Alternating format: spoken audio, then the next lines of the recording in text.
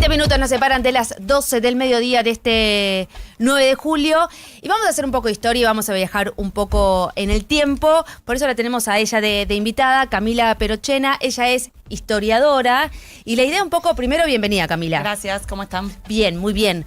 La idea es un poco que nos lleves de viaje a ese 9 de julio de 1816. Bien, a ver, para entender 1816 tenemos que entender que el continente americano, o por lo menos las regiones que dependían del Imperio Español, estaban prácticamente perdidas, excepto el Río de la Plata. Es decir, la revolución que se había iniciado en 1810 en distintos puntos del territorio americano, en lo que era el Virreinato de Nueva España, que es hoy México, en lo que era el Virreinato del Perú, en distintos puntos se habían iniciado focos revolucionarios.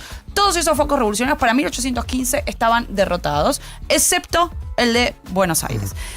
¿Qué está pasando en Europa en ese momento? Bueno, en Europa también la situación es complicada porque habían Napoleón, que había sido el emperador de Francia, héroe de la Revolución Francesa, también había sido derrotado para 1815 y los monarcas estaban siendo restaurados en todo el territorio europeo y en España se había restaurado en el trono a Fernando VII, el rey español que mientras estuvo preso nosotros en este territorio le tutelamos, le cuidamos la soberanía. Entonces, ¿qué está pasando para 1815? Bueno, ya en 1814 el rey de España vuelve a su trono y dice, ya está, durante estos 4 años me cuidaron la soberanía, ahora quiero recuperarla, ¿no? Entonces, bueno, se abre ahí un problema enorme para todos los revolucionarios, que había que decidir qué hacer.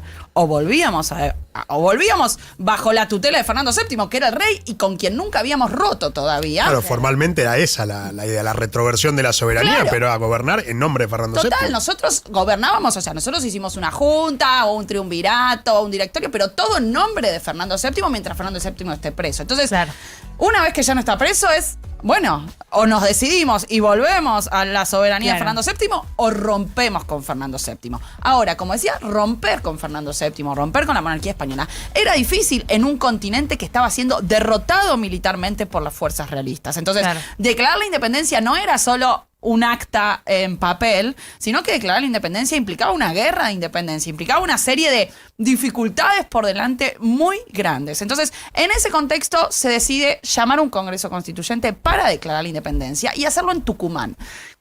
Y el hecho de que sea en Tucumán tiene cierta importancia en muchos planos. En primer lugar, porque Tucumán era una de las ciudades que estaban en el frente de guerra más importante, que era el frente de guerra con el Alto Perú. Cuando hablamos de Alto Perú nos referimos a Bolivia, ¿no? En esa época se le llamaba Alto Perú, lo que hoy es Bolivia.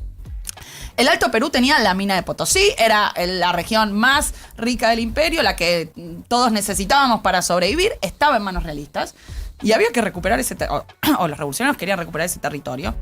Pero era un frente de guerra muy difícil, los realistas en esa zona eran muy numerosos, era un ejército profesional y además era una zona geográficamente difícil de pelear. Entonces, ese era un frente de guerra que ya veníamos desde 1810 sosteniendo con todas las enormes dificultades que implicaban sostener ese frente de guerra. Entonces Tucumán se había convertido en la ciudad donde se recibían heridos, tenías hospitales de campaña, la ciudad era un pueblo, ¿no? Tenías hospitales de campaña, tenías fábrica para hacer armas, es decir, era una ciudad asediada por la guerra. Y ahí se decide hacer el Congreso. Se decide para mostrar de alguna manera esa cierta, podríamos decir, presencia del poder en el frente de guerra, pero también como una forma de acercar la posición entre Buenos Aires y las provincias del interior, ¿no? Buenos Aires estaba peleada con distintas provincias, la Liga del Litoral, las provincias del interior. Entonces, hacer el Congreso en Tucumán también era una forma de mostrar cierto equilibrio entre Buenos Aires y las provincias. ¿Se cuenta bien el 9 de julio?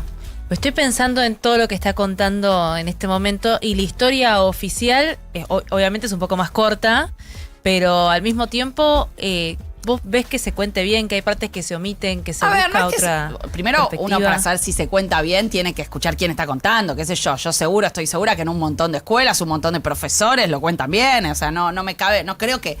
O sea, es una pregunta demasiado abstracta, pero yo diría lo siguiente. Hay algunos sentidos comunes que dan vueltas sobre el 9 de julio y el 25 de mayo, y creo que uno de los más fuertes, pero que ya la historiografía profesional recontra revisó y en los manuales de historia ya no aparece así, y la mayoría de los profesores tampoco lo cuentan así, es la idea de que la Argentina nació en ese momento, que Claro. había una identidad nacional argentina. Bueno, yo lo que diría es, no, todavía la Argentina no existía, el Acta de Independencia se hace el nombre de las Provincias Unidas de Sudamérica, los límites de quienes participan en el acta no tienen nada que ver con la Argentina actual, por supuesto toda la región de la Patagonia y del Chaco donde había comunidades indígenas, pero después, por ejemplo, Entre Ríos, Santa Fe, Corrientes, Misiones no participan del Congreso de Tucumán, no firman el Acta de Independencia, participan provincias que hoy están en Bolivia. Entonces, hay una idea de acá nació la Argentina, incluso esa idea está para 1810, pero todavía no tenemos algo así como una identidad nacional argentina. La identidad nacional argentina es una construcción que lleva muchas más décadas. Entonces, entre las cosas que el sentido común por ahí que circula más fuerte sostiene, bueno, ya la Argentina nace en 1810 y se termina de consolidar ese nacimiento en 1816. Bueno, no, la idea de una nación argentina, una identidad nacional argentina es un proceso largo. Obvio que uno puede decir 1810 abre algo, 1816 sigue construyendo lo que después Son como va a los ser la pasos Argentina. importantes para... Claro, pero todavía ahí no tenemos. Si uno mira, bueno, los cordobeses se sentían más cordobeses que argentinos, los mendocinos se sentían más mendocinos que argentinos, los porteños más porteños que argentinos, ¿no? Entonces, ahí todavía había una disputa muy fuerte entre la identidad provincial, qué poder iban a tener las provincias en un futuro gobierno, que muestra que la Argentina no era algo dado ya en ese momento, ¿no? Por eso pasa también, perdón, cuando uno está ayudando a sus hijos, ¿no? A nuestros hijos a estudiar en casa con lo que uno ya trae, con lo que uno va adquiriendo, y te encontrás con los manuales escolares y decís, ¿qué hago? ¿No se actualizan? No, hay de todo, hay muy buenos manuales escolares. Yo, de hecho, muchos años trabajé, o sea, yo empecé haciendo divulgación trabajando en manuales escolares. Yo diría que desde los 2000, las editoriales contratan a historiadores profesionales para hacer sus manuales. Entonces, muchas de estas cosas que estoy diciendo, yo creo que hoy en la gran mayoría de los manuales escolares ya están, o en los buenos, ¿no? Pero digo, en la gran mayoría están porque generalmente están escritos por historiadores profesionales, que ya esto es algo que debatimos hace muchas décadas y que ya está más o menos aceptado por todos. Entonces, yo diría que yo confiaría en lo que dicen los manuales. O sea, me parece que la gran mayoría... Después, bueno, tenés matices, no sé, no pongo la mano en el fuego por todos. Pero digo, en términos generales yo creo que está muy bien y que incluso los profesores en la secundaria, en la primaria, se van actualizando en estas cosas. Pasa que hay construcciones memoriales, hay memorias que tienen tantas décadas, tantos siglos incluso. El primero en decir, bueno, la Argentina nació en 1810 y en 1816, es Bartolomé Mitre ya en la década de 1850. Entonces, es una idea, son una serie de ideas que bueno, tienen tantos, casi 2 siglos, ¿no? Que hacen que, bueno, se haya sedimentado en la memoria. Quede instalado. Estas visiones, claro, Sí, totalmente. ¿Hay algún momento en la historia, algún hito que haga más evidente cuándo esa construcción de nacionalidad o de argentinismo empieza a tener una forma más concreta? Bueno, no, es muy difícil dar un momento porque, claro, las identidades nacionales se van construyendo, ¿no? Ya el Congreso de 1826 se hace, hay un nuevo Congreso Constituyente, porque el Congreso de 1816, el que estamos celebrando hoy, declara la independencia, pero no logra hacer una constitución. Es decir, hace una constitución, pero es una constitución que no van a aceptar las provincias y que no va a salir adelante. Entonces hay un nuevo intento de Congreso Constituyente 10 años después, en 1826. Ahí sí ya en nombre de la Argentina. Ahora, ahí ya tenemos una élite dirigente que piensa en términos de Argentina, en términos políticos de Argentina. Ya en 1837 tenemos toda una élite intelectual que empieza a hablar de crear la generación del 37. Hay que crear un sentimiento, una identidad argentina, una identidad nacional. Todavía no tenemos Estado ahí. Ahora, si vos me preguntás, un gaucho que estaba en La Pampa, no sé, ¿se sentía argentino? No, seguramente no hablaba en términos de argentinidad. Es decir, la idea de la nación argentina, construir una nación argentina, empieza siendo una cuestión de una élite dirigente, intelectual, y que muy lentamente va permeando en sectores populares, en sectores sociales más amplios. Y yo te diría que el momento en que eso empieza a penetrar más es recién en la segunda mitad del siglo XIX, y recién, yo diría, hacia 1880, recién empieza a ser una preocupación clave para la élite dirigente, decir, como empieza a haber muchos inmigrantes, decir, no, hay que hay que reforzar la argentinidad. Y ahí empieza así todo un proceso de, en las escuelas hay que izar la bandera, hay que cantar el himno, hay que venerar a los mismos próceres. Y recién ahí, hacia fines del siglo XIX, empieza a haber toda una especie de construcción desde el Estado, mucho más deliberada y consciente de hacer a los argentinos. Y exitosa, ¿no?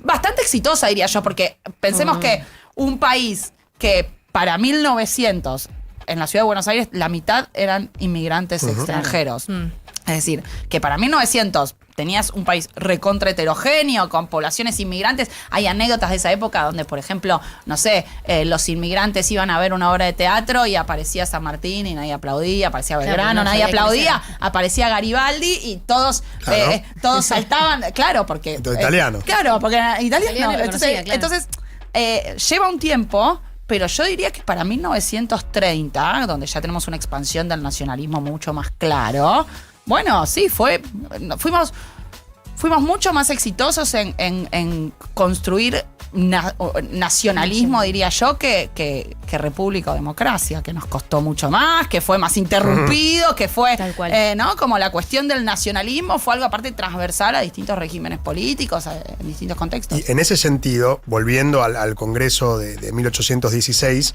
preguntarte cuál fue la influencia de San Martín y precisamente si se hablaba de regímenes políticos, digamos, el modelo de gobierno y el tipo de gobierno que debía tener en ese momento las Provincias Unidas, ¿qué opciones había? ¿Qué decía San Martín? Belgrano, por ejemplo, ¿no? Primero, San Martín fue súper importante en el Congreso. San Martín no participó como congresista, pero San Martín estaba muy ansioso de que se declare la independencia, porque ¿dónde estaba San Martín en ese momento? Estaba en Mendoza, gobernador de Mendoza, preparando un ejército para cruzar los Andes, para liberar Chile y de ahí ir por mar hasta Perú y finalmente liberar Perú, que era la estrategia militar que había propuesto San Martín. Ahora, para hacer todo eso, San Martín decía, yo no puedo hacerlo en nombre de como una especie de banda de rebeldes, lo tengo que hacer en nombre de un país, de una entidad soberana, libre. Entonces, para eso tenemos que declarar la independencia, dice San Martín, porque si no, no hay derecho internacional que me cubra a mí en el proceso independentista, en la gesta independentista de liberar al resto de América. Entonces, para San Martín era importante ir a la independencia para poder avanzar con el plan continental, lo que llama el plan continental en ese momento. Entonces San Martín va a estar presionando, va a tener a su diputado Godoy Cruz en el Congreso, va a estar escribiéndole todo el tiempo, no sé qué están esperando para declarar la independencia, lo va a estar presionando. Bueno, finalmente declaran la independencia. Pero después, claro, voy a la segunda parte de tu pregunta, Mau, que es, una vez que vos declaraste la independencia, viene lo difícil, dos cosas difíciles. Una, ganar la guerra, que eso le tocaba a San Martín, a Güemes, a distintos. Ahora, la segunda es, ¿cómo nos vamos a organizar? ¿Cuáles van a ser las reglas del juego con las que vamos a convivir? ¿Cómo vamos a crear el nuevo orden político? Y eso es muy difícil. Y ahí la primera pregunta y el primer debate que se abre es, ¿qué vamos a hacer? ¿Una monarquía o una república? Pensemos, y de ahí llega Belgrano, ¿no? Belgrano no era un congresista, Belgrano se había ido a Europa, como en una visión diplomática de la revolución, donde, bueno, fue todo un viaje bastante delirante, porque no son diplomáticos como uno los ve ahora. Claro. Como los europeos que tenían una tradición diplomática que venía de hacía siglos. Nosotros recién estábamos aprendiendo. Entonces nadie nos recibía, Belgrano y Rivadavia no los recibía. Bueno, vuelve Belgrano de Europa. Belgrano llega a Europa aparte en un contexto muy importante. O sea, ve la caída de Napoleón Bonaparte, ve que todas las monarquías se están restaurando en Europa. Entonces, después de ese viaje, Belgrano llega y va directamente a Tucumán. Bueno, pasa por Buenos Aires, obviamente, y de ahí se va a Tucumán. Y en Tucumán le dicen, bueno, ¿qué viste? ¿Qué hacemos? ¿Hacia dónde vamos? Y Belgrano dice, tenemos que hacer una monarquía porque todos tienen monarquías. La única república que había en ese momento era Estados Unidos, que había declarado su independencia en el 76, pero era la única república que existía en el mundo en ese momento. Entonces, Belgrano tiene una frase ahí, dice, en Europa lo están monarquizando todos. Todos son monárquicos, pero igual le gustaba la monarquía de hacía mucho, no es que no le gustaba. Él que propone una monarquía constitucional, es decir, no una monarquía al estilo de Fernando VII donde no había límites al poder del rey. Él dice, no, necesitamos una monarquía constitucional con un rey que tenga límites, con una constitución que le ponga límites a ese rey, donde los ciudadanos puedan participar de la cosa pública, pero una monarquía. Y el problema que teníamos nosotros es que no teníamos linaje. Para vos tener una monarquía, tenés que tener una familia real, porque si no es como que... Que se alecciona, digo. Para que te respeten como monarca, si no, ¿por qué? Y mirá si ¿Por qué te ponían respetarían a un como? porteño como rey. Claro, ¿por ¿por qué va a ser tal o tal Porque rey? terrateniente, Tenés que tener un linaje, tenés que venir una familia real. Y ahí Belgrano propone la monarquía inca, ¿no? Dice, bueno, ¿qué linaje tenemos nosotros en América? Bueno, los incas, ¿no? claro. Entonces, busquemos un descendiente de la monarquía inca y pongamos un inca. La propuesta de Belgrano no tuvo mucho éxito, se le rieron bastante varios de los congresistas, en Buenos Aires se hicieron muchos chistes sobre su propuesta. No era del todo delirante, yo creo que los porteños les molestaba también bastante porque... No los eligieron. No, y porque la capital era en Cusco. O sea, si había una monarquía inca, la capital no iba a ser Buenos Aires, la capital era Cusco. Tal Entonces, cual. bueno... la cosa cambiaba. La propuesta de Belgrano no triunfa, finalmente se termina decidiendo por la república, la opción republicana, pero después el drama pasa a ser, bueno, una república centralista o federal. ¿Cuánto poder tiene el Estado-Nación? Y sobre eso no hubo acuerdo, no hubo forma de ponerse de acuerdo, hubo distintas posturas, se termina haciendo una constitución centralista y esa constitución no la acepta nadie. Y en 1820 finalmente cae el poder central, o sea, se disuelve el Congreso, cae el poder central y las Provincias Unidas se desunen. O sea, lo que pasamos a tener son un montón de provincias autónomas que no vuelven a tener una constitución hasta 1853, que es una constitución que aceptan todas menos Buenos Aires, que recién la aceptan en 1860. O sea, después de 1816 nos costó muchas décadas terminar de organizarnos con una constitución y con un Estado nacional unificado. 9 de julio de 1816, teniendo en cuenta todo esto que nos acabas de relatar, ¿qué valores o qué hito o qué destacarías puntualmente para que hoy quienes nos están escuchando sepan esto es lo que tenemos que destacar principalmente de esta fecha patria? A ver, yo creo que en términos de valores el punto central es, o sea, distintos valores que no son solo del 9 de julio de 1816, sino de la época revolucionaria, ¿no? Y diría dos muy importantes, o tres. Por un lado, igualdad ante la ley, ¿no? Somos todos iguales ante la ley. Y en ese sentido, la emergencia de una nueva forma de legitimar el poder que está relacionada con la soberanía popular. Y por otro lado, la cuestión de la independencia, es decir, no solo somos iguales ante la ley, sino que somos una entidad libre y soberana, independiente de otras potencias extranjeras, y eso se posibilita, o sea, hace posible en gran parte por esa legitimidad que te da la soberanía popular. Camila Perochena, historiadora, gracias por venir a No chicos, un Somos placer. Nadie.